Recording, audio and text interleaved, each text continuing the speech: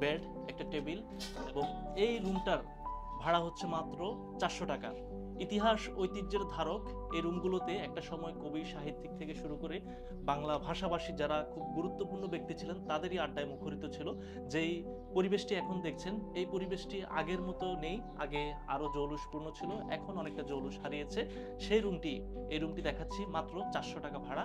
আপনারা যে কেউ থাকতে পারবেন, নিচে খাওয়ার ব্যবস্থা আছে এবং একটা সুন্দর পরিবেশ আছে।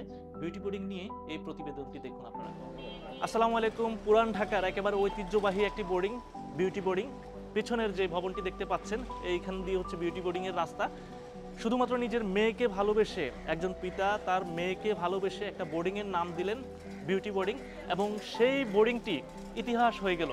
বাংলাদেশের স্বাধীনতা যুদ্ধ থেকে শুরু করে 47-এর দেশভাগ থেকে শুরু করে সব কিছু মিলে একাকার হয়ে গেল।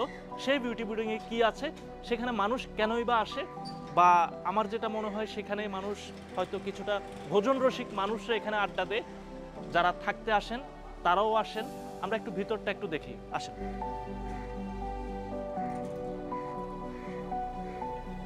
এটা হচ্ছে বিউটি বোর্ডিং এর সেই ঢোকার রাস্তা। এখানে অসংখ্য মানুষ আসেন। বেসিক্যালি অনেকেই ছবি তুলতে আসেন, অনেকেই দেখতে আসেন, অনেকেই খাবার দাবার খেতে আসেন। এটাই হচ্ছে বিউটি বোর্ডিং এর সেই বাগানটি, যে বাগানটি আপনারা অনেক সময় দেখে থাকেন যে ছবিতে বিভিন্ন মানুষ ছবি তুলে, বিশেষ করে ওয়েডিং ফটোগ্রাফিগুলো এখানে হয়ে থাকে। আমরা একটু যদি এই পাশটাতে আসি, চমৎকার ওয়েদার, অর্থাৎ একটা গা ছমছমে একটা ভাব।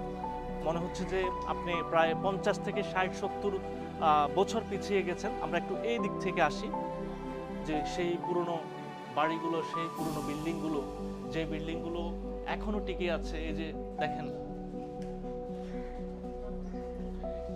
এই পাশের যে জায়গাটি, সেটা হচ্ছে মানুষ খাওয়া দাওয়া করে।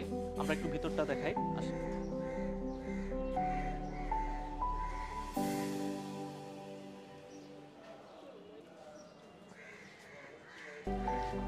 ভাই এদিক দিয়ে আসুন।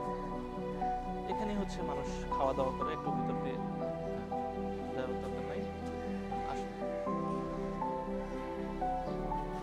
এটাই হচ্ছে আসল বেসিক্যালি ভিতরের যে জায়গাটি। যেহেতু এই বাড়িটি বা এই বোর্ডিংটি প্রথম দিক থেকেই হিন্দু সম্প্রদায় ছিল। এখানে পুজো করার জন্য একটা জায়গা দেখতে পাচ্ছেন, যেখানে পুজো করা হয় এবং এই পাশটাতে রান্নাবান্না করা হয়। আমি আবার বলে থাকি যে বিউটি বোর্ডিংয়ে বেসিক্যালি 2-3টা কারণে মানুষ আসে। একটা হচ্ছে খাবারের জন্য আসে। পুরান ঢাকার সেই আমাদের মাছে ভাতে বাঙালি বললে যে বিষয়টা আছে, সেখানে মাছ ভাত ডাল পাওয়া যায়।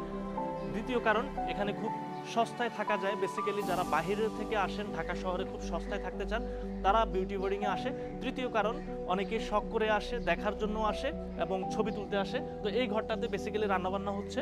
দেখেন একটু ভিতর দিয়ে দেখায় যে বিউটি বোর্ডিংয়ের সেই চমৎকার রান্নাবান্না এখানে চলছে। আচ্ছা দিদি, এই যে বিউটি বোর্ডিংয়ের বিউটি কি, এই বিষয়টা অনেকে জানতে চায়। উনি হলেন আমার হাজবেন্ডের বড় বোন। আপনি দেখেছেন বিউটিকে? না, ওনাকে আমি দেখিনি। মানে বিউটির সাথে আপনার কখনো দেখাই না, হয় না? দেখা হয়নি। এই বাড়িটিতে আপনি কয় বছর বা আপনার কখন থেকে এটা হলো থাকেন? আমার শ্বশুর বাড়ি। এটা আপনার শ্বশুর বাড়ি? শ্বশুর বাড়ি আপনার শ্বশুরের নাম? প্রহ্লাদ চন্দ্র সাহা। সে প্রহ্লাদ চন্দ্র সাহা, যাকে 1971 সালের 28 মার্চ মেরে ফেলেছেন। তো আর আপনার হাজবেন্ডের অন্য ভাইরা, তারা যে দাদা আছে, দাদা আছে না?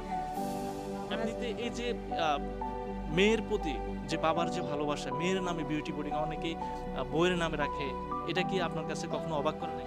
না, আমাদের উনি তো বংশে প্রথম মেয়ে, তো যার জন্য ওনার নামে নামটা রাখা হয়েছে। তার নামে কি এখনো পুজো হয় বা কোনো কিছু হয়, আপনারা স্মরণ করেন কিনা? হ্যাঁ, অবশ্যই এটা তো স্মরণ করতেই হয়, যেহেতু বংশের প্রথম মেয়ে। আমরা একটু উপরের দিকে উঠি। আপনাদের একটু বোরিং করছে যে ভিডিওটা পুরোটা আপনারা দেখবেন।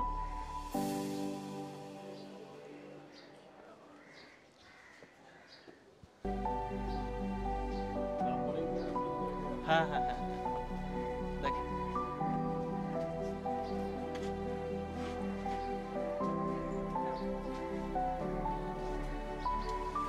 একটা কথা প্রায় শোনা যায় যে বিউটি বোর্ডিং এর আগের যে জৌলুসটি ছিল সেটি এখন আর নেই। ব্যবসা বাণিজ্য কেন্দ্রিক যে চরম মন্দার যুগে সেটি অনেকাংশে হারিয়ে গিয়েছে তাদের ব্যবসা বাণিজ্যের। এখানে রুমগুলো দেখেন যে নাম্বারিং করা আছে, যে প্রায় 24টির মতো রুম এখানে থাকার মতো আছে, এবং কি অধিকাংশ আমরা এসে যাদেরকে পেয়েছি অধিকাংশ ছবি তুলতে এসেছেন। দেখেন সিসি ক্যামেরাও কিন্তু আছে, যে সার্বক্ষণিক যে একটা নিরাপত্তার যে বিষয় সেটির জন্য সিসি ক্যামেরা। আমরা যদি কোনো একটা রুম যদি খোলা পাই আপনাদের একটু দেখাবো, আসেন।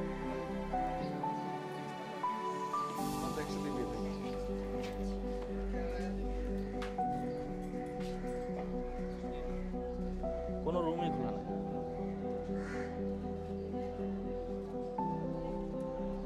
উপরের থেকে যদি নিচের দৃশ্যটা একটু দেখান জুয়েল ভাই, এখানে বসে আড্ডা দিতেন সেই 40-এর দশকে, 50-এর দশকে, 60-এর দশকে বা 70-এর দশকে কবি শামসুর রহমান থেকে শুরু করে একেবারে প্রাচীন আমলের আমাদের যারা কবি সাহিত্যিকরা ছিলেন, যারা মুক্তিযুদ্ধের সময় 1971 সালে যাদের অবদান ছিল, তারাও এখানে আড্ডা দিত।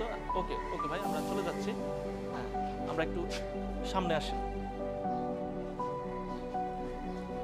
এদিকটা একটু দেখাই।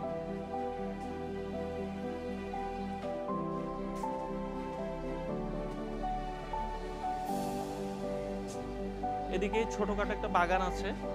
এটা হচ্ছে আমাদের অ্যাজ ইউজুয়াল বাঙালির বাড়িতে যেটা থাকে, যে উঠোন থাকে, সেই উঠোনও বলতে পারেন।